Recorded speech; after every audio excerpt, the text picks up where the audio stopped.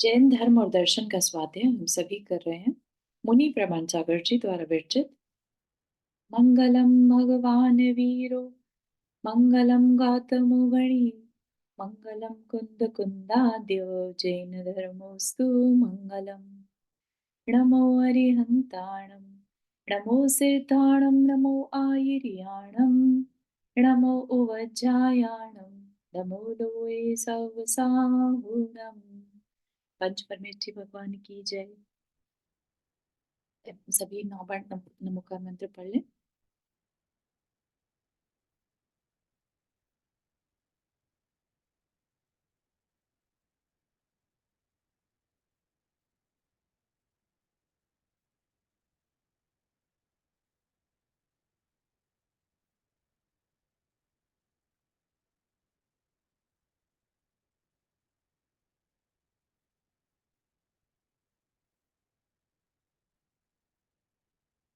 हम्म, तो हमारा जो इसमें विषय चल रहा था, हम कर्मों के बारे में जान रहे हैं जो कि हमारे लिए हम कुछ और सीखे नहीं सीखे लाइफ में। कर्म क्या है, कैसे बंधते हैं और क्या हमें इनका फल भोगना ही होता है ना? और क्या हम इन्हें बदल सकते हैं और बदल सकते हैं तो कैसे? ठीक है ना? ये थोड़ा सा अगर हमें समझ में आ जाए तो हम अपने आप को आध्यात्मिक कह सकते हैं, क्योंकि ये सारी जो अंडरस्टैंडिंग है ये हम अपनी आत्मा के लिए करते हैं, है ना? क्योंकि जाने अनजाने हम सभी कर्म बांधते रहते हैं। एक जो जानवर हैं उनको भी नहीं मालूम, इवन दो कि कर्म कुछ होते हैं, लेकिन कर्म उनके भी बंधते रहते हैं, ठीक है ना? तो हम एज अ मनुष्य होकर और इतनी अच्छी बुद्धि मिलने के बाद अगर हम थोड़ा सा ये जान ले कर्म कैसे बंधते हैं, क्या होते हैं, कौन से होते हैं, है ना? और अभी जो नेक्स्ट हमारा टॉपिक चलेगा वो तो बहुत ही अच्छा है, जिसमें कि क्या हम कर्मों को बदल सकते हैं, है ना? और बदल सकते हैं तो क्या एफर्ट्स हमें लगाने होंगे, उन चीजों के बारे में हमें थोड़ा बताया जाएगा। ठीक है? अभी हम क्या समझ रहे हैं? हम टाइप्स ऑफ कर्म समझ रहे हैं। ठीक है ना? तो अभी तक हमारा जो टॉपिक चल रहा था वो था नाम कर्म। नाम कर्म में हमने समझा था कि हमारा जो शरीर या हमारा जो लुक्स है, हम जैसे दिखते हैं वो किन कारणों से दिखते हैं। ठीक है? जो ज्ञानावर्णीय कर्म है वो हमारे ज्ञान को कम ज्यादा रखता है। ठीक है ना? जीव तो सभी हैं, सभी के पास ज्ञान है, लेकिन अगर हम देखें तो दो इंद्रिय जीव, लेट से कोई मक्खी मच्छर है और एक मनुष्य का ज्ञान है, तो हम कह सकते हैं इजीली कि मनुष्य का ज्ञान ज्यादा है। क्यों ज्यादा होगा? क्योंकि मक्खी मच्छर का जो ज्ञानावर्णीय कर्म का उदय, तीव्र उदय चल रहा है। ठीक है? और जब हमने दर्शन की बात करी तो सेम हो जाता है, ज्ञान और दर्शन जो है एक साथ चलते हैं। ठीक, उसके बाद है मोहनीय कर्म, जो हमने समझा था। मोहनीय कर्म क्या करता है? हमारे इमोशंस, हमारे अंदर के थॉट्स, और या फिर कह लीजिए पैशंस जो होती है हमारी, राइट? जो हमारे क्रोध मान माया लोभ, जिनसे हम एक्शन लेते हैं। ठीक है? ये मोहनीय कर्म हो गया, या अपनी आत्मा की पहचान करना। ठीक है? इसमें भी कहीं बॉडी स्ट्रक्चर नहीं आया। फिर आया था आयु कर्म। आयु कर्म में भी कहीं पर बॉडी स्ट्रक्चर नहीं आया कि कैसे बनेंगे। हमने ये तो समझ लिया था कि हम ह्यूमन बीइंग बन सकते हैं, देव बन सकते हैं, लेकिन कैसे? कैसे दिखने वाले? जानवर बन गए तो कैसे जानवर बनेंगे, है ना? हम अच्छी गति से चलने वाले होंगे, उड़ने वाले होंगे, पानी वाले होंगे, किस तरह के जानवर होंगे, राइट? तो ये सब कौन डिसाइड करता है? नाम कर्म। ठीक है? अब नाम कर्म में कुछ अच्छी प्रकृतियां हैं और कुछ बुरी प्रकृतियां हैं। जैसे कि ऐसे हमने देखा था सुभग दुर्भग, सुस्वर दुस्वर, है ना? जो सु वाले हैं वो अच्छे हैं, ठीक है? और जो दुस्वर वाले हैं वो बुरे हैं, या टेढ़ा मेढ़ा शरीर है ना? या हीन सहनन है। तो इस तरह की चीजें जो अच्छी नहीं मानी जाती वो हम कैसे बांध लेते होंगे? तो देखा जाए तो पूरे के पूरे शास्त्र जी लिखे हुए हैं कर्म थ्योरी के ऊपर। गोमटाचार्य कर्म कांड बहुत बड़ा शास्त्र है, ठीक है ना? लेकिन यहाँ पर हमें हर चीज को समराइज्ड वे में बताया जा रहा है, एटलीस्ट हमें पता हो। ठीक है, तो यहाँ पर नाम कर्म, उसकी कितनी प्रकृतियां थी हमने जब पढ़ा था, किसी को ध्यान है? नाम कर्म के जो मेन प्रकृतियां हैं वो कितनी थी? 42। बहुत ही बढ़िया। कोई भी क्वेश्चन पूछना हो उमा जी से पूछ लीजिए बस, उनको सब। ऐसी कोई बात नहीं है। बहुत बढ़िया, शुभशम है, अनुमोदन। ठीक। Thank you. तो हाँ जी, नाम कर्म की 42 प्रकृतियों में से कुछ बुरी हैं, कुछ अच्छी हैं। ठीक। तो जो बुरी है, यहाँ पर अभी हम क्या देखेंगे, अशुभ नाम कर्म कैसे बनता है और शुभ नाम कर्म कैसे बनता है, तो बहुत समराइज्ड वे में बताया जा रहा है, जो हम थोड़ा बहुत याद रख सकते हैं। ठीक है, तो हमने देखा था, शायद ये हमने अशुभ नाम कर्म वाला देख लिया था, फिर भी देख लेते हैं दोबारा से। मन वचन काय, मन मतलब हमारे थॉट्स, वचन जो हम बोलते हैं, और काय हमारे एक्शंस, जो हम बॉडी से एक्शन लेते हैं वो, उसकी कुटिलता। कुटिलता मतलब उसका टेढ़ापन, या जो अच्छे विचार हैं वो ना होके खराब विचार होना। ठीक है, तो मन वचन काय की कुटिलता, अर्थात सोचना कुछ, बोलना कुछ और करना कुछ। ठीक है, सबको समझ में आता होगा कुटिल प्रवृत्ति, या जो अपने आप को सोचते हैं कि वो बहुत समझदार हैं, बहुत स्मार्ट हैं, है ना, और दूसरे को परेशान करके मनी मन खुश होना, इस तरह के काम करना कि सामने वाले को दूसरे से भिड़ा देना, या दूसरे में कमियां देखकर इधर की उधर बताना, तो ये सब क्या है, कुटिलता है। ठीक है, तो इस तरह के बिहेवियर करने से क्या होगा, हम अपने लिए ही अशुभ नाम कर्म बांध लेते हैं। ठीक है, एक जगह पर महाराज जी ने बताया कि अगर हम मंदिर में पीछे बैठकर सभा में लेट से और आपस में बातें करने लगे, या मंदिर में इन जनरल लोग गॉसिप करते हैं, अगर करे कोई, तो क्या होता है उन चीजों से, आगे चलकर फिर हमें ना तो वो बुद्धि मिलती और ना ही वो वाणी मिलती। हम क्या हो जाएंगे, हम मूक जानवर बन जाएंगे। जिसने क्यों बन गए ऐसे, क्योंकि हमने जब वाणी मिली थी उसको कुटिलता में लगा दिया। ठीक है ना, तो हमारे अशुभ नाम कर्म का उदय हो जाएगा। ठीक है, तो इस तरह की चीजों से हमें बचना चाहिए।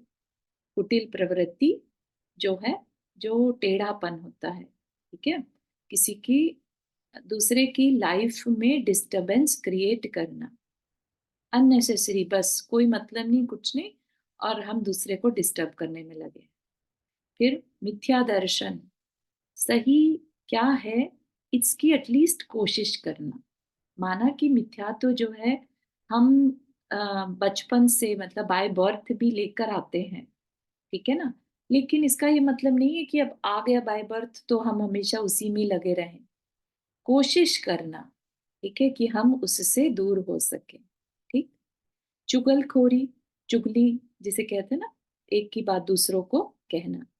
चित्त की अस्थिरता, मतलब कि जैसे पल में गुस्सा होना, पल में मान जाना, मतलब बहुत एक्सट्रीम बिहेवियर करने वाला, जिसका ये नहीं पता चले कि अभी क्या करने वाला है नेक्स्ट मोमेंट। ठीक, तो ये भी अशुभ नाम कर्म का बंद कराने वाला है। परवंचन की प्रवृत्ति, परवंचन मतलब दूसरे की निंदा करना, झूठे मापतोल आदि रखने से अशुभ नाम कर्म का बंध होता है। तो प्रिटी मच जो ये रीजंस बताए हैं ना, आपको अगर ध्यान हो तो जब हमने तिर्यंच आयु के बंध के कारण जाने थे, उसमें भी यही सब चीजें थी। ठीक है, उसमें एक चीज और थी, वो थी आर्त ध्यान से मरण होना। ठीक है ना, वो यहाँ पर नहीं है। ठीक, यहाँ पर बाकी सारी चीजें अप्लाई होती हैं। तो अशुभ नामकरण मोस्टली जो है वो तिर्यंच गति में, नरक गति में होता है। ठीक, इसके विपरीत अगर हम उल्टा करते हैं इसका, मन वचन काया की सरलता। ठीक है, कई लोग सरलता का मीनिंग नहीं जान पाते कि सरलता है क्या, है ना, तो मन वचन काया की सरलता क्या है, जो हमारे मन में है वैसा ही बाहर में बोलना। अगर हमारे मन में कड़वा है, माना कड़वा इन द सेंस कि हमें किसी की कोई बात अच्छी नहीं लग रही, तो उसको उसी फॉर्म में ना कह के दूसरे को दुख ना पहुंचे, इसलिए थोड़ा मित भाषा में कहना, मीठे वचनों में उसी बात को कहना या फिर इग्नोर कर देना। ठीक है ना? तो ये है मन वचन काया की सरलता। चुगलखोरी का त्याग। एक चुगलखोरी जो पहले दूसरे की चुगली करना, एक की कमी दूसरे को बताना पीठ पीछे, वो चुगलखोरी। सम्यक दर्शन। सम्यक दर्शन वाला कभी भी अशुभ नाम कर्म नहीं पाता। ठीक। चित्त की स्थिरता, अपने मन को स्थिर रखना, शांत रखना, है ना, बहुत ज्यादा एक्सट्रीम में नहीं जाना। आदि शुभ नाम कर्म के बंध का कारण होता है। और तीर्थंकर प्रकृति तो हम सबको ही मालूम है, बहुत ज्यादा दूसरे जितने भी प्राणी हैं सबका कल्याण हो, ऐसे भाव रखना, शुभतम परिणाम, ऐसे शुभतम परिणाम की सबका भला हो, हर समय ये भाव भाते रहना, उससे तीर्थंकर प्रकृति का बंध होता है।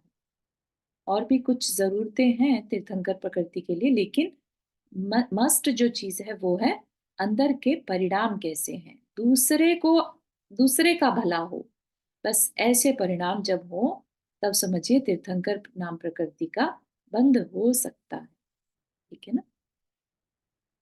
सम्यक दर्शन की विशुद्धि, हाँ ये जो है, ये बता रहे हैं 16 कारण जो तीर्थंकर प्रकृति के बंध के कारण है ना, उनको बहुत आसान शब्दों में बताया जा रहा है यहाँ पर, किन कारणों से तीर्थंकर प्रकृति बंधती है। आप देखिएगा, सम्यक दर्शन की विशुद्धि, मतलब सम्यक दर्शन तो हो, साथ ही साथ विशुद्ध हो, शुद्ध, इतना अच्छा सम्यक दर्शन हो जिसमें दोष ना हो। ठीक है। विनय संपन्नता, विनय हो, बहुत ज्यादा विनय हो, अपने से बड़ों के लिए, अपने गुरुओं के लिए, देव शास्त्र के लिए विनय हो। ठीक है ना? शील और व्रतों को का निर्दोष पालन, जो शील होता है, जो अपना ब्रह्मचर्य है, व्यवहार है, व्रत का पालन है, वो सब निर्दोष पालन करने का उत्साह अंदर में रहना और करना। निरंतर ज्ञान साधना, सिर्फ जिसको यहाँ पर, जो अगर हम तत्वार सूत्र जी पढ़ते हैं तो उसमें क्या वर्ड यूज करते हैं, अभीक्ष्ण। ठीक है। अभीक्ष्ण का मतलब बहुत तीव्रता के साथ, निरंतरता के साथ। ठीक। तो निरंतर ज्ञान साधना, निरंतर मतलब एक तरह से कह लीजिए 24/7। फिर मोक्ष की ओर प्रवृत्ति, जो गोल की तरफ मन को रखना। संसार से सतत भीति, निरंतर डर रहना कि संसार में कुछ नहीं है, मुझे इस संसार में नहीं रहना। भीति मतलब होता है डर। ठीक।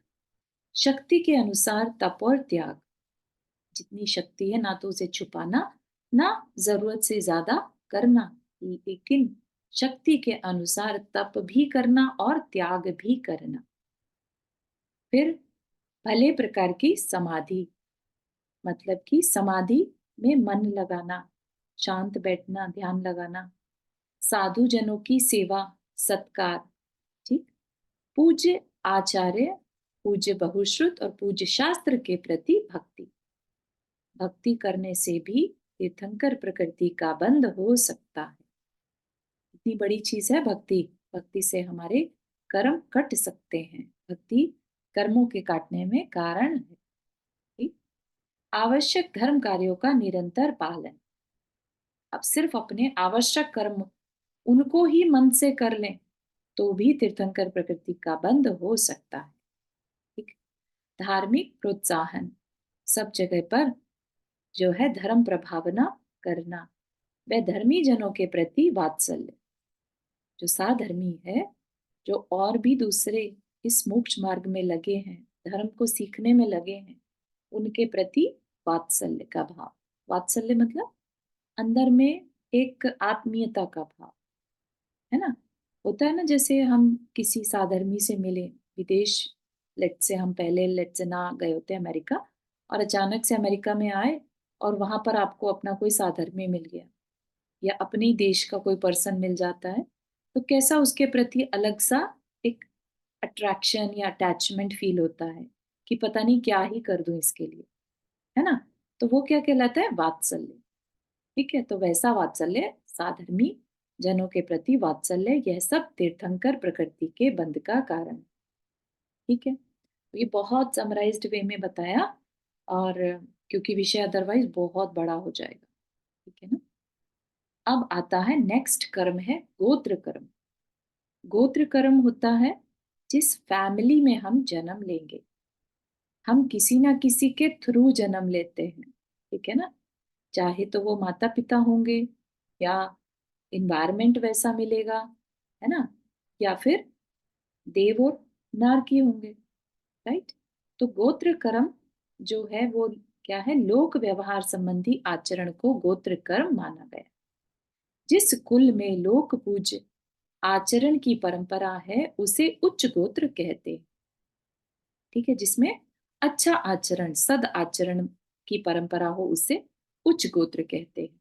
जहां पर सदाचार हो, सदाचार मतलब अच्छा बिहेवियर, किसी का दिल नहीं दुखाना, दया करना, क्षमा करना, है ना, अहिंसा का, ऐसे ऐसी चर्चाएं होती हों, ऐसी वैल्यूज हों जिस फैमिली में, वो उच्च गोत्र। और जिसमें लोक निंदित आचरण की परंपरा है उसे नीच गोत्र का नाम दिया। जैसे तिर्यंच में कोई मतलब नहीं है इन चीजों से, तो वो नीच गोत्र हो गया। या भीलों की जाति हो गई, या मांस भक्षण है, उन्हें कोई मतलब ही नहीं है कि क्या तो दया होती है और क्या व्रत नियम होते हैं, कोई मतलब नहीं है ना, वह नीच गोत्र। इन कुलों में जन्म दिलाने वाला कर्म गोत्र कर्म कहलाता है। सोचिए कि हम किस फैमिली में जन्म लेंगे, किस तरह के इन्वायरमेंट में जन्म लेंगे, यह भी हमारा कर्म डिसाइड करता है। हम कैसे कर्म करके आए हैं उससे डिसाइड होगा हम किस फैमिली में जन्म लेंगे। तो अगर आज हम उच्च कुल में हैं, हम ऐसे कुल में हैं जहां पर अहिंसा की चर्चा होती है कि नहीं नहीं, जीवों की हिंसा नहीं करनी, है ना, और व्रत नियम जितने हो सके करना है, पूजा पाठ करनी है, मंत्र उच्चारण करने हैं, दया करना है, त्याग करना है, दान करना है ना, तो ये सब पहचान क्या है? उच्च गोत्र की है। तो हम सब उच्च गोत्र में जन्म लिए हुए हैं। राइट? तो हम कुछ अच्छा करके आए होंगे तो वो जान लेते हैं, ताकि हम आगे भी ऐसा ही कंटिन्यू करें और ऐसा ही फिर कुल, उच्च कुल हमें आगे भी मिले। कई लोग का क्वेश्चन रहता है कि हमें फिर से जैन कुल मिले, इसके लिए क्या करना चाहिए? ठीक है ना? तो ऐसा ही जानेंगे अपन। जैसे कुम्हार घड़ों का निर्माण करता है, और उसमें से कितने कलश ऐसे होते होंगे जो चंदन अक्षत आदि मंगल द्रव्यों से अलंकृत करते हैं, और कितने ऐसे हैं जिनमें मदिरा आदि रखी जाती है। मतलब कुछ अच्छे कामों के लिए यूज हो रहा है और कुछ निंद कामों के लिए, है ना? तो ये उनके उच्च कुल और नीच कुल पर डिसाइड होगा। ठीक, तो दो प्रकार का बता दिया। अब जो गोत्र कर्म है ये किस तरीके से मिलता है, इसमें भी अगेन वो ही सब कारण आएंगे जो अभी पहले अशुभ और शुभ नाम कर्म के आए। जो पहले हमने त्रियंच गति का जो कारण जाने थे, उसमें वो नीच कुल वाले परिणाम जो होते हैं, है ना, जैसे पर निंदा, आत्म प्रशंसा, ये बहुत रिपीटिशन के साथ हमें बताया जा रहा है, जगह जगह बताया जा रहा है कि पर निंदा नहीं करना। ठीक है? और हम लेकिन फॉर सम रीजन, संस्कारवश कह लीजिए, या इन्वायरमेंट ऐसा है, कुछ तो है जो हमें पर निंदा में इंटरेस्ट आता है। स्पेशली वुमेन्स के लिए स्पेशली है कि जहाँ दो या चार वुमेन्स बैठती हैं, है ना, वहां पर अपनी, अपने को कैसे बेटर बनाए ये तो कम चर्चा रहती है, लेकिन दूसरे में क्या कमियां हैं, दूसरे ने क्या कर दिया, गलत कर दिया, उसकी चर्चा ज्यादा होती है। तो वो थोड़ा सा हमें उस चीज से बचना होगा अगर हम चाहते हैं कि हमें भी स्त्री पर्याय से छुटकारा मिले, है ना, हम भी अगेन उच्च कुल में पैदा हों। तो हमें पर निंदा से और आत्म प्रशंसा से बचना होगा। हालांकि हमारे कान जैसे हमने यूज टू कर लिए आत्म प्रशंसा के लिए, ठीक है, बस कोई ना कोई मेरी तारीफ करता रहे, ठीक है, जबकि क्या कहा, आत्म प्रशंसा वो हमारे नीच गोत्र का बंध का कारण है। ठीक, अगर हम अपने मुंह से अपनी तारीफ करते हैं, वो तो साक्षात नीच गोत्र का बंध का कारण है। कोई दूसरा भी करे तो भी हमें उसमें खुशी नहीं मानेंगे, ठीक है ना, क्योंकि उससे हमारा अहंकार बढ़े। दूसरे के सद्भूत विद्यमान गुणों का आच्छादन, मतलब कि किसी में कोई गुण थे और हमने उसके उन गुणों को छुपा दिया। चार लोग के सामने बता सकते थे लेकिन नहीं बताया, या ऐसे घुमा फिरा के बताया कि सामने वाले को पता ही नहीं चला कि सामने वाले दूसरे पर्सन में गुण भी हैं, ठीक है ना। तो दूसरे के सद्भूत विद्यमान गुणों का आच्छादन तथा अपने असद्भूत विद्यमान गुणों को प्रकट करना। अपने में गुण तो थे नहीं, लेकिन अपनी बोलने की कला से ऐसा दिखाया जैसे बहुत गुण है ना। कई लोगों में जैसे अपने आप को जो बहुत स्मार्ट कहते हैं ना आज के टाइम में, नॉलेज कम होती है लेकिन बोलते बहुत ज्यादा हैं। एक अक्षर भी सीख जाएंगे तो बड़े बड़े सेंटेंसेस बोलने लगते हैं, ठीक है ना। इसको क्या मतलब, आज के समाज की लैंग्वेज में तो ठीक है कि वो चार लोगों के बीच में कोई भी, जिसको कहते हैं ना फट्टे माराना, ठीक है ना, गॉसिप या फट्टे मारना, अपनी बस कैसे भी अपनी प्रेजेंस को फील करा देना कि हाँ बहुत सब कुछ मालूम है, ठीक है ना। तो इस तरह से थोड़ा सा नॉलेज होकर उसको बहुत बड़ा करके बताना, ये भी क्या है, नीच गोत्र के बंध के कारण है। कभी आप आचार्य श्री को देखें, आचार्य विद्यासागर महाराज जी को, बहुत कम बोलते हैं, बहुत ही कम, मतलब उनकी बात भी समझना मुश्किल होता है। तो सोचिए, क्या उनमें नॉलेज की कमी है? नहीं, नॉलेज होते हुए भी जो कम बोल रहा है, इतना उच्च कोटि का चारित्र होकर, तो कुछ तो बात होगी ना, कि कम बोलने में ही हमारा फायदा है, ठीक है ना। तो कहीं ना कहीं हमारे मुंह से अपने ही नीच गोत्र के बंध के कारण हम खुद ना बन जाएं, तो इट्स बेटर कि हम कम बोलें, ठीक है ना। तो बहुत ज्यादा जो बोलने वाले लोग रहते हैं ना, वो इस तरह की नेचर के रहते हैं, आत्म प्रशंसा करने वाले या असद्भुत अविद्यमान गुणों को बताने वाले, ठीक है ना। तो ये बहुत अपनी तकलीफ का कारण है। इसके विपरीत अपनी निंदा, अपनी कमियों को दूसरे के सामने कहना, दूसरों की प्रशंसा, अपने गुणों का आच्छादन, आच्छादन मतलब ढकना, अपने गुणों को नहीं बताना, और पर के गुणों का उद्भावन, दूसरे में अगर जो कोई छोटा सा भी गुण है ना, उसको बताना। तो चाहे छोटे छोटे बच्चे हों चाहे बड़े हों, जिसने भी अगर थोड़ी सी भी क्वालिटी है, तो उसके उस गुण को बताना।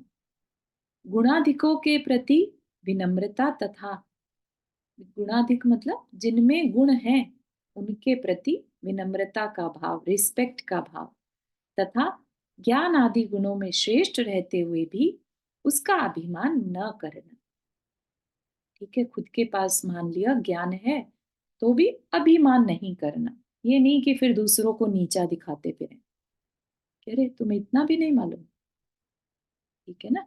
तो इस तरह के बिहेवियर से अगर हम बचते हैं, तो अपने लिए फिर से हम उच्च गोत्र को बांध सकते हैं, ठीक है ना।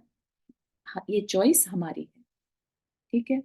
चॉइस दे दी, बता दिया कैसे होता है, अब डिसीजन हमें लेना है। अब हमें बार बार पूछने की जरूरत नहीं है, अरे हमें तो फिर से जैन कुल में पैदा होना है, क्या करना चाहिए, बता दिया कि अपनी निंदा करो, है ना। इसीलिए अपने में क्या बनाया, एक पाठ बनाया इसके लिए स्पेशली।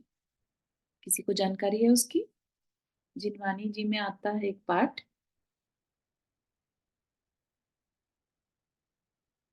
आलोचना पाठ। हाँ जी, बहुत बढ़िया अंकल। आलोचना पाठ जिसमें हम अपनी गलतियों को एक्सेप्ट करते हैं। प्रतिक्रमण तो है ही है, लेकिन आलोचना पाठ एक पाठ आता है और उसमें हम अपने से डेली होने वाली गलतियों को, कमियों को खुद से बोलते हैं। ठीक है ना? तो ये बहुत बहुत हेल्पफुल है। तब हमें पता चलता है, अरे हम में इतनी तो कमियां हैं, हम काहे का अभिमान करें। ठीक है ना? हम इतने पापी हैं, हम इतनी गलतियां करते रहते हैं और हमारी वजह से कितने जीवों को तकलीफ पहुंचती है, हम कैसे अपनी प्रशंसा कर सकते हैं। ठीक है ना? तो इस तरीके से एक तरह से चेक्स एंड बैलेंस रहता है। ठीक है? तो ये चीज हमारे सब एक सिस्टमैटिक बना है। जैसे कहते हैं ना बार बार, जैन धर्म साइंटिफिक है, जैन धर्म लॉजिकल है। तो लॉजिकल होते हुए साथ साथ हमें वैसे वैसे टूल्स भी दे दिए। ठीक है ना? कहने को स्पिरिचुअल होना या धार्मिक होना एक कंजर्वेटिव माना जाता है, लेकिन ये कंजर्वेटिव नहीं है, ये बहुत डीप साइंस में बिलीव करना है। क्योंकि कर्म पार्टिकल्स निरंतर बंध रहे हैं, उसमें बिलीव करना एक बहुत बड़ी साइंस में बिलीव करना है। How can we be conservative? ठीक है ना? तो हम, अगर हम चाहें तो थोड़ा सा अपने को ब्रॉडर विजन लेकर और बात को समझने की कोशिश करें। ठीक है ना? अंतराय कर्म। अंतराय कर्म, जो कर्म विघ्न डालता है उसे अंतराय। अच्छा, यहाँ पर ये खत्म हो गया। ठीक है? गोत्र कर्म डन हो गया। हमें अपने नीच और उच्च गोत्र से बचना है। ठीक है? अंतराय कर्म, जो कर्म, नेक्स्ट कर्म पर पहुंच गए हम। और आई थिंक ये लास्ट ही है टाइप ऑफ कर्म में। हाँ, तो लास्ट ये बता रहे हैं, अंतराय कर्म ऐसा कर्म जो विघ्न डालता है। कई बार हमारे मुंह से बात सुनने में आ जाती होगी हर एक की लाइफ में कि काम बनते बनते रुक गया, हम करना चाह रहे थे कर नहीं पाए। है ना? बहुत बार। और फिर हम ढूंढते हैं, रीजन ढूंढते हैं, इसकी वजह से रह गया, इसने ऐसा कर दिया इसलिए रह गया। ठीक है ना? लेकिन ये सबके साथ होता है और इसमें कोई दूसरा तो सिर्फ निमित्त है। उसमें कारण जो होते हैं, मेन कारण हम खुद होते हैं। तो हमारा अंतराय कर्म होता है। ठीक है? इस कर्म के कारण आत्मशक्ति में अवरोध उत्पन्न होता है। ठीक, इस कर्म के कारण आत्मशक्ति मतलब जो इसी का एक टाइप है वीर्य। ठीक है? वीर्य होता है आत्मा की शक्ति। तो हम जो ये काम आजकल, ये जो अभी हमने पढ़े ऊपर, ये भी हम अपने ऊपर कंट्रोल क्यों नहीं रख पाते हैं? क्योंकि हमारा वीर्य अंतराय का कर्म चल रहा है। वीर्य अंतराय कर्म हमें अपने आत्मा के कल्याण में अवरोध डालता है। हम व्रत उपवास करना चाहते हैं लेकिन नहीं कर पाते। ठीक है ना? तो ऐसा भी एक कर्म है और इसको हमने ही बांधा हुआ है। इसके कारण जानेंगे ना तो ऐसा लगेगा, अरे ना सूक्ष्म है कर्म का सिस्टम ये सब। हम तो हर टाइम ही ये काम करते रहते हैं। फॉर एग्जाम्पल, इसमें कोई भी डिस्कशन अपन इस पे और ज्यादा नहीं करेंगे। I am just giving example कि अगर अपना ही बच्चा हमें सुबह स्कूल के लिए उठाना पड़ता है, ठीक है, तो उसमें भी हमें अंतराय बंधता है। क्योंकि उसको सोने में मजा आ रहा था, उसके सुख में हमने अंतराय डाला। ठीक है? भले ही उसका पढ़ने का कर्म था, कर्तव्य है, राइट, लेकिन हमने क्योंकि उसके सुख में बाधा डाली तो अंतराय हमारा बंधे। भले इंटेंशन अच्छी थी और थोड़ा बंधेगा, लेकिन बंधेगा। आप सोचिए, ऐसे कर्म हम निरंतर हर समय बांधते हैं। जो लोग दूसरे की टोका टाकी करते हैं ना, ऐसा मत करो वैसा मत करो, उनके भी हर समय अंतराय कर्म बंधता है। क्योंकि दूसरे को तो अच्छा लग रहा था वैसा काम करना, आपको नहीं अच्छा लग रहा है, आप उसको टोके जा रहे हैं, तो अंतराय बंधे। ठीक है ना? तो इस तरह से अंतराय कर्म कुछ होता है जो हमें कुछ करते हुए रोक दे। ठीक? तो इस कर्म को भंडारी की उपमा दी है। भंडारी मतलब जो भंडार, यानी ट्रेजरर, राइट, कि जो पैसा तो चाहिए लेकिन ट्रेजरर से अप्रूवल लेनी पड़ेगी, ठीक है ना। और ट्रेजरर मना कर दे तो नहीं मिल सकता, इसलिए इसको ट्रेजरी की संज्ञा दी, पहचान बताई। इसके 5 भेद हैं, 5 तरह का अंतराय कर्म होता है। जिस कर्म के उदय से दान देने की अनुकूल सामग्री और पात्र की उपस्थिति में भी दान देने की भावना न हो, वह दान अंतराय कर्म है। ठीक है, हमारे पास पैसा भी है, पात्र भी है, लेकिन अंदर के भाव ही नहीं है, ठीक है ना। या भाव है, पैसा नहीं है, पैसा है, भाव भी है, पात्र नहीं है। तो ये सब कारण जो परमुटेशन कॉम्बिनेशंस बनेंगे, किसी भी कारण से हम दान नहीं दे पाए। लेट से हमें यहाँ से पैसा भिजवाना था और इंटरनेट ही नहीं चल रहा, मन बना था बड़ी मुश्किल से, और कुछ प्रॉब्लम आ गई साइट में, उसके बाद अब मन ही हट गया। ये भी क्या हो गया, दान अंतराय आ गया, है ना। और दान कितनी भी तरह का हो सकता है, तो कैसे भी दान में अंतराय हो जाना, ठीक है। ये हो गया दान का अंतराय। जिस कर्म के उदय से बुद्धि पूर्वक श्रम करने पर भी लाभ होने में बाधा हो, वह लाभ अंतराय कर्म है। जैसे मेहनत तो बहुत की थी, लेकिन बेनिफिट उतना नहीं हो पाया, ये क्या है, लाभ अंतराय, ठीक है। ये बहुत सब लोगों को देखा जाता है, जॉब में मेहनत करते हैं बहुत ज्यादा, और फिर प्रमोशन के टाइम पर उनका नाम अनाउंस नहीं होता, ये क्या हो गया, लाभ अंतराय, ठीक है ना। हम कितनी भी मेहनत कर ले, लेकिन अगर अंतराय कर्म का उदय आ जाए, उसको हमें बहुत मतलब उस अंतराय कर्म को हमें डील करना ही पड़ेगा, हम ही नहीं बांधा होगा कभी, कभी हमने किसी और के लाभ में अंतराय डाला होगा, ठीक। फिर है भोग अंतराय। भोग है मतलब कि जो एक बार भोगी जा सके वस्तु, जैसे कि भोजन, है ना, या परफ्यूम जैसी चीज, जैसे एक बार जो लगा दे और वो खत्म हो जाए, दोबारा रिपीट नहीं कर सकते, ठीक है ना। तो उसको कहा जाता है भोग। ऐसे ही उपभोग होता है जिसे रिपीट किया जा सके, जैसे कपड़े, घर, गाड़ी, ये उपभोग की चीजें कहलाती हैं। तो जो भोग में अंतराय डाल दे, वो भोग अंतराय कर्म। जैसे हम खाने बैठे थे कुछ अच्छा, और न्यूज आ गई कोई खराब सी कि मन गले से अब खाना नीचे ही नहीं उतर रहा, या खाना छोड़कर हमें इमीडिएटली जाना पड़ गया, ठीक है ना, ये क्या कहलाएगा, भोग अंतराय कर्म, ठीक है। फिर जिसके उदय से प्राप्त उपभोग वस्तु का उपयोग न किया जा सके, वह उपभोग अंतराय कर्म है, ठीक है। ये भी सबको समझ में आ गया होगा कैसे, कि हमें जैसे सुंदर कपड़े जैसे हमें चाहिए थे, लेकिन हम नहीं खरीद पा रहे हैं, या जिस घर को हम चाहते थे, और घर तो खरीद लिया, लेकिन हमारा ट्रांसफर हो गया, ठीक है ना, ये क्या हो गया, उपभोग अंतराय कर्म। ऐसे किसी भी वस्तु पर लगा सकते हैं, आपका मन है लेकिन आप नहीं कर पा रहे, ठीक है ना। और उदय, जिसके उदय से सामर्थ्य होते हुए भी कार्यों के प्रति उत्साह ना हो, उसे वीर्य अंतराय कर्म कहते हैं, ठीक है। जैसे अच्छा खासा हम पूजा कर सकते थे आज, लेकिन अंदर से कोई इंटरेस्ट ही नहीं आया कि उठ के मंदिर जाए, ठीक है ना। तो ये क्या हो गया, ये हमारा वीर्य अंतराय कर्म, जिसमें हम कुछ अच्छा कर सकते थे, सामर्थ्य थी, लेकिन इंटरेस्ट नहीं था। क्यों नहीं था इंटरेस्ट, वीर्य अंतराय कर्म, ठीक है। और इसमें सब में जो है कारण, हमने किसी की सिमिलर टाइप ऑफ सिचुएशन किसी और के लिए क्रिएट करी होगी पहले, ठीक है, वो तो एक कारण है ही। फिर और भी एक दो कारण और भी हैं, एक दो मतलब काफी कारण और भी हैं। दान आदि में बाधा उपस्थित करने से, वो तो दान अंतराय हो गया।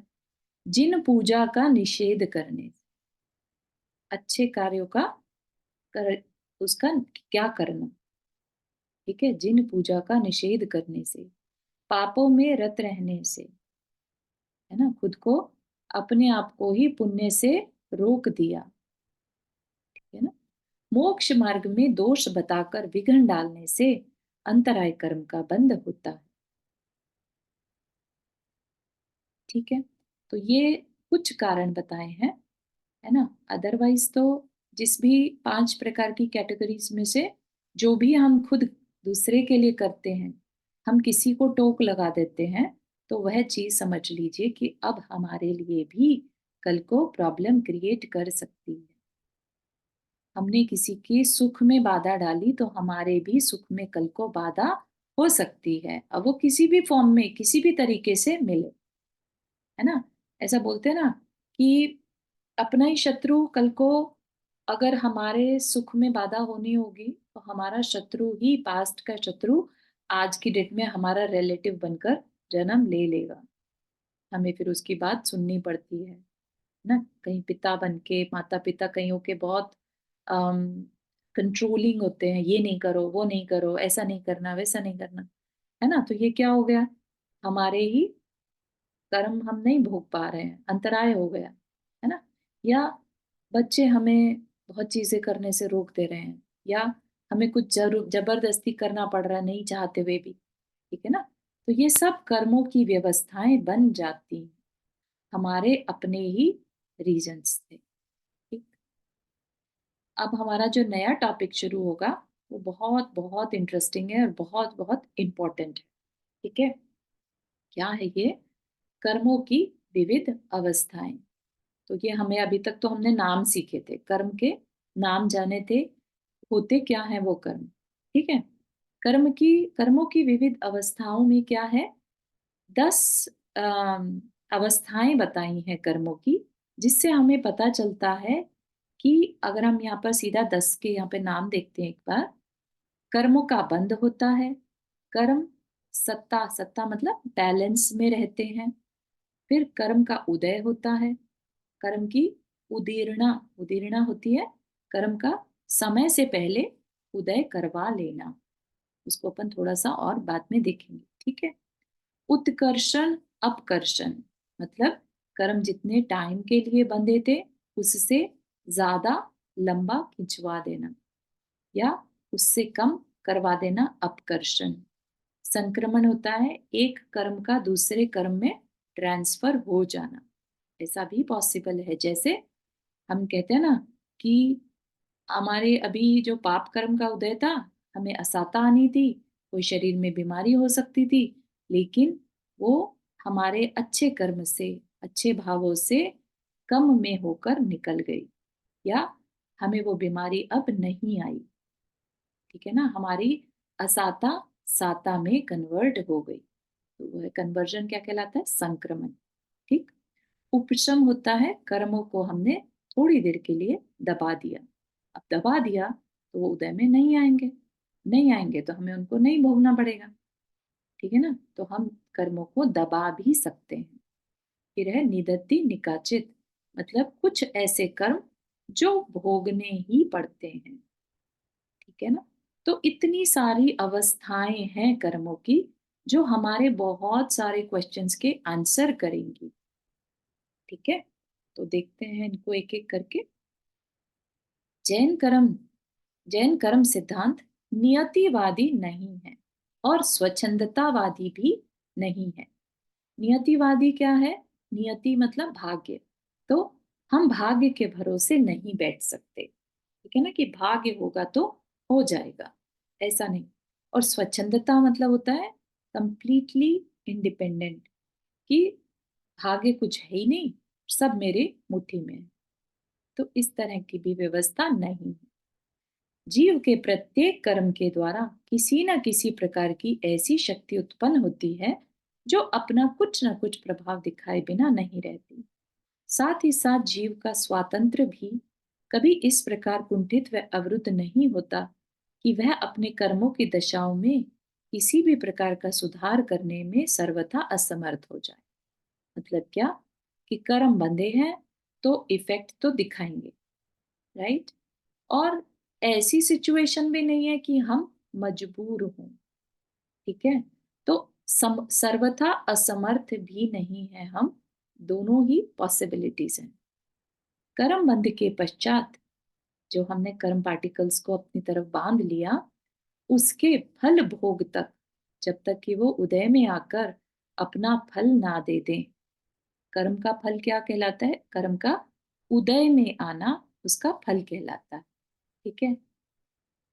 कर्म फल भोग तक कर्मों की दशाओं में बहुत कुछ परिवर्तन संभव है। अब एक बार उदय में आ गया तो फल देगा, लेकिन जब तक उदय में नहीं आया, यानी कि सत्ता में है, तब तक हम उसमें बहुत कुछ चेंजेस कर सकते हैं। ठीक है। तो वही चेंजेस को हमें थोड़ा समझना भी होगा, और उसके लिए अपना एक बिलीफ सिस्टम भी बनाना होगा कि बहुत कुछ मेरे हाथ में है। ठीक है ना। कई बार लोग बहुत अपने आप को अम, बंधा हुआ महसूस करने लगते हैं, तो उस बिलीफ सिस्टम से बाहर आना है। ठीक है ना। बहुत कुछ मतलब 90% हम अपनी सिचुएशन को चेंज कर सकते हैं। एंड हम पूरी तरह से भी अपने आप को स्वच्छंद ना मानने लगे कि सभी कुछ मेरे कंट्रोल में है, मैं ही भगवान बन गया, है ना। ऐसा नहीं, तो इसके लिए कुछ कर्म इस व्यवस्था ऐसी भी है जो हमें भोगनी ही पड़ती है। ठीक है। तो दोनों को साथ लेकर चलना, यह सब जीव की आंतरिक पवित्रता और पुरुषार्थ पर निर्भर है। इतना सुंदर चीज बता दी कि जितने ज्यादा हम अंदर से साफ हैं, पवित्र मतलब साफ सरल हैं, है ना, और जितना हम पुरुषार्थ करते हैं, पुरुषार्थ किस बात का? पुरुषार्थ बाहर का पुरुषार्थ नहीं, आंतरिक पुरुषार्थ की बात की जा रही है। तो पुरुषार्थ का यहाँ पर क्या मतलब हुआ? जितना हम अपने को मंद कषाई रखते हैं, जितना हम अपनी कषायों पर वर्क करते हैं, बहुत ज्यादा गुस्सा नहीं करना, आ भी रहा हो तो उसको कंट्रोल करने का पुरुषार्थ करना। ठीक है ना। पहली बात तो करना ही नहीं, तो वो तो हो गया आंतरिक पवित्रता। ठीक, आ गया तो उसे कंट्रोल करना, तो ये हो गई आंतरिक पुरुषार्थ। इन दो एफर्ट्स के थ्रू हम अपने जीवन को बहुत हद तक चेंज कर सकते हैं। ये बहुत बड़ी पावर है हमारे पास, आंतरिक पवित्रता और आंतरिक पुरुषार्थ। ठीक है, याद रखिएगा, ये एक बहुत बहुत बड़ी पावर है। इसके आगे सब कुछ पॉसिबल है। ठीक है ना। इसके थ्रू एक जो भील है वो भी महावीर बन सकता है। उस भील ने भी आंतरिक पवित्रता और पुरुषार्थ के थ्रू ही महावीर पद को पाया। ठीक है ना। तो ये चीज हमें हमेशा याद रखनी है, जब भी आजकल के टाइम में स्पेशली जब हम देखते हैं इतना स्ट्रेस का माहौल बना है ना चारों तरफ, उसमें हम बहुत जल्दी डिप्रेस हो जाते हैं। ऐसा लगता है जैसे सारे रास्ते बंद हो गए, कोई सोल्यूशन ही नहीं दिख रहा है, कुछ अच्छी रोशनी नहीं दिख रही है, कुछ एक्साइटमेंट ही नहीं है लाइफ में, है ना। क्योंकि हमारा ब्रेन जो है स्पाइरल में नेगेटिव थॉट्स में चला जाता है। तो जब हम ये देखें कि अरे हमारे अंदर तो आंतरिक पवित्रता और पुरुषार्थ है, तो क्यों नहीं उस पे फोकस करें। इतनी बड़ी पावर है ये हमारे अंदर कि बाहर में किसी को कुछ नहीं दिखाई देगा, लेकिन अंदर ही अंदर ये हमारे कर्मों की सत्ता में परिवर्तन कर देता है।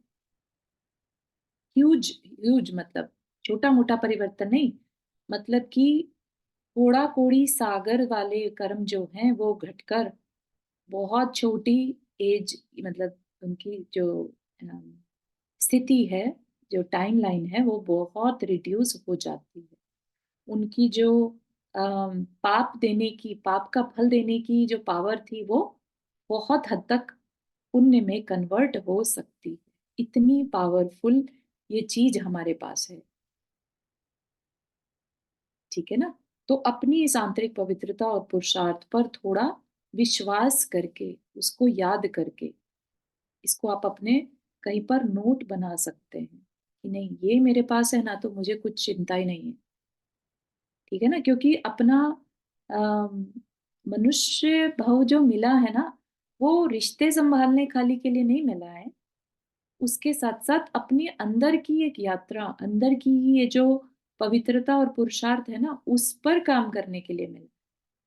और वो ही हम नहीं करते। हम क्या करते रह जाते हैं, बाहर में अपनी परिस्थितियों को अपने अनुकूल बनाने में लगे रहते हैं, जबकि शास्त्र कहते हैं अंदर को संभाल लो तो बाहर अपने आप संभल जाएगा। बाहर का जो स्थिति है वो अंदर के पुरुषार्थ पर डिपेंड करती है। ठीक है ना? तो इसलिए थोड़ा टाइम एक्स्ट्रा लिया, लेकिन ये बात बहुत इंपॉर्टेंट थी बतानी, और हमें सबको बात समझ में आनी चाहिए। अगर किसी को नहीं आई तो फील फ्री टू आस्क, है ना? ये लाइन जो है ये बहुत इंपॉर्टेंट है। बहुत सुंदर बताया चारुष। शुक्रिया। ठीक है, तो अब फिर हम नेक्स्ट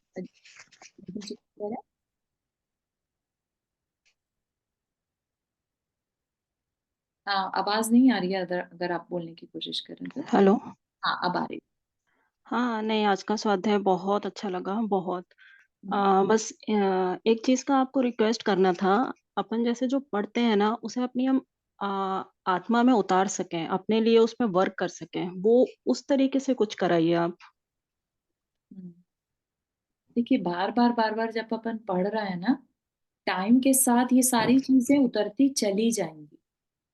बात ये है कि आपके अंदर का, ये कह लीजिए, हार्ट सेंटर ओपन होना चाहिए।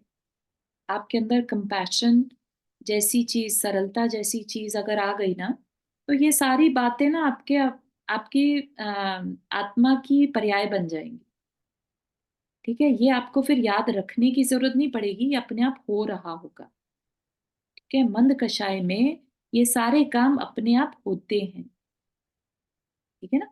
तो हमें एक बार पुरुषार्थ करना है अपने उस कंपैशन मोड को ऑन करने की, कंपैशन लाना है अपने अंदर कि दूसरे के अंदर भी मेरी ही तरह का जीव तत्व है जो सुख चाहता है। सब अपने अपने जो काम कर रहे हैं ना, डिसीजन ले रहे हैं, उनके पीछे एक ही रीजन है कि सबको सुख चाहिए। हमें भले उसके काम पसंद ना आ रहे हो, लेकिन वो अपने काम अपने सुख के लिए कर रहा है। अगर इस तरह की अ, दृष्टि अपनी बन जाती है, देखने की जो हमारी आदत बन जाए, तो फिर समझिए आपका कंपैशन मोड ऑन हो गया। ठीक है, उसको हम लेकिन दूसरी भाषा में अनेकात्म दृष्टि भी कह सकते जो अब वैसे अभी चारों जी ने बता रहे हैं ना, तो कई बार अपन हर जगह स्वाध्याय में जाते हैं तो सुनते हैं, फिर पढ़ते हैं, फिर उसका चिंतन करना जरूरी है। फिर उसका बार बार जब अभ्यास करेंगे तो सहज ही हमारा एक, अपन कहीं भी कोई भी चीज आदत में डालते हैं, आदत कैसे बनती है, हैं। उस चीज को बार बार करते हैं और लगता है कि यही अच्छी है। फिर अपने को ऐसा लगेगा यार यही सही है, यही सही है। तब वो क्या होगा, एक सच्ची श्रद्धा हो जाएगी। सच्ची श्रद्धा होने के बाद तो मानना हो गया, तो फिर क्या है, वो आपका ज्ञान भी सम्यक ज्ञान हो जाएगा, सम्यक दृष्टि हो गए। बिल्कुल तो सही। आपको हर चीज वास्तविक चीज जरूर। क्या है हम्म, वो अपने को पता लग जाएगी, आत्मा क्या है और शरीर क्या है, वो भेद ज्ञान होगा। हम्म, तो फिर आगे बढ़ते जाएंगे, फिर चारित्र की बातें आ जाती है। बहुत सुंदर। तो यही है निधि जी की, अभी अंकल ने भी जैसा बताया कि हम उस पे चिंतन करें और उसको बार बार अभी करें। क्या हो रहा है हमारे साथ कि हमारे, अब आपकी एज लेट से मिड 30s कह लीजिए, तो उतना टाइम तो हमने लगा दिया ना कि संसार की बातें ही समझने में, बार बार उनको समझ रहे हैं, सुन रहे हैं, कर रहे हैं, तो उसी की प्रैक्टिस हो गई। आप ये मान के चलिए कि नेक्स्ट अगर 30 इयर्स भी हम इस स्वाध्याय में और इसी के चिंतन में लगा दें, क्या आपको लगता है कि आप नहीं कर पाएंगे? आज की डेट में भले ही लग रहा होगा कि अरे हमसे हो नहीं रहा है, या हम बार बार भूल जा रहे हैं, या हम फिर से वही बिहेवियर कर देते हैं। वो इसलिए क्योंकि अभी समय बहुत कम निकला है। हमें इसमें अब बिल्कुल डाइव डाउन वो करना बहुत है। डिफिकल्ट है क्योंकि अनादिकाल की बुरी मान्यता पड़ी हुई है, उसको पहले अनड्यू करके बिल्कुल। और फिर वापस सही सही चीजें समझना बहुत डिफिकल्ट तो है, इसमें कुछ नहीं। लेकिन रुचि हो तो ये बहुत इजी भी है। बिल्कुल रुचि होना जरूरी है इसमें। बिल्कुल सही। एंड रुचि है तभी आपका वो क्वेश्चन आ रहा है हाँ, कि कैसे रुचि कर। है इसलिए आप बैठे हुए हैं, आप सुन रहे हैं। बिल्कुल सही। अपन इस पर टाइम दे रहे हैं, कोई भी दूसरा काम भी कर रहे होंगे इस समय, एकदम से अपन जैसे ही 5 बजे अपन ने यहाँ पे ऑनलाइन आ गए, तो मतलब अपने को रुचि तो है। तो ये रुचि बनाए रखें तो बस हो जाएगा। डेफिनेटली सही है। बहुत अच्छा। चलिए, यहीं तक रखते हैं। और किसी को कोई क्वेश्चन है before we end the class? हाँ, चारू जी, आपने रेज किया। जय जिनेन्द्र। हाँ, मैं इसमें ऐसे ही बस अपना थोड़ा सा शेयर करना चाह रही थी। जैसे मैंने महाराज जी के ये कर्मों के बारे में जो प्रवचन है वो कई साल पहले सुने थे, तो उस समय काफी समझ में आ गए थे। ऐसा भी नहीं कि समझ में नहीं आए थे, लेकिन मैं जितनी बार कर्मों को सुनती हूँ, और महाराज जी के प्रवचन भी बार बार मुझे सुनना अच्छा लगता है, पर हर बार कुछ नया समझ में आता है। हर बार मतलब ऐसा लगता है जैसे जो पिछली बार समझ में आया था वो तो कुछ भी समझ में नहीं आया था, इसी बार ज्यादा समझ में आ रहा है। फिर नेक्स्ट टाइम सुनती हूँ तो फिर ऐसा ही लगता है। तो मुझे लगता है कि ये चीज रिपीटेड, मुझे लगता है हमें चाहिए है वो रिमाइंडर्स। बहुत ज्यादा चाहिए एक्चुअली, क्योंकि एनवायरनमेंट बहुत एडवर्स है हमारे चारों तरफ, बहुत ज्यादा एडवर्स है। कोई भी हमें कहता नहीं है ये करो, कहने वाले होंगे एक या दो, और जो दूसरी तरफ खींचने वाले हैं वो 50, है ना। तो इसलिए थोड़ा डिफिकल्ट तो है, लेकिन उसका बेनिफिट भी हमें बहुत ज्यादा मिलेगा। ठीक है ना। पंचम काल की 1 वर्ष की तपस्या और चतुर्थ काल की 1000 वर्ष की तपस्या, आप ये समझ लीजिए बराबर है, इतना इफेक्ट है ना। तो थोड़ा सा भी हमारा पुरुषार्थ जो है बहुत ज्यादा फल देने वाला है, अच्छा फल। तो अपन उसके लिए कोशिश करें, मन बनाए एटलीस्ट। ठीक है, यहीं तक रखते हैं। जिनवानी स्तुति। जावानी के ज्ञान से सूझे लोकालोक, सो वाणी मस्तक धरो सदा देत हो दो। हे जिनवानी भारती तो ही जपो दिन रैन, जो तेरा शरण आ गए सो पावे सुख चैन। 9 बार नमः करना।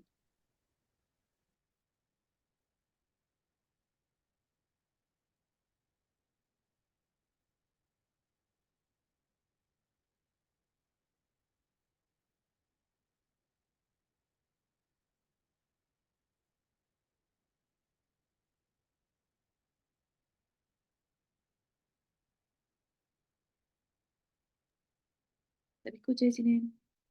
सभी को जय जिनेन्द्र। जय जिनेन्द्र। जय जिनेन्द्र।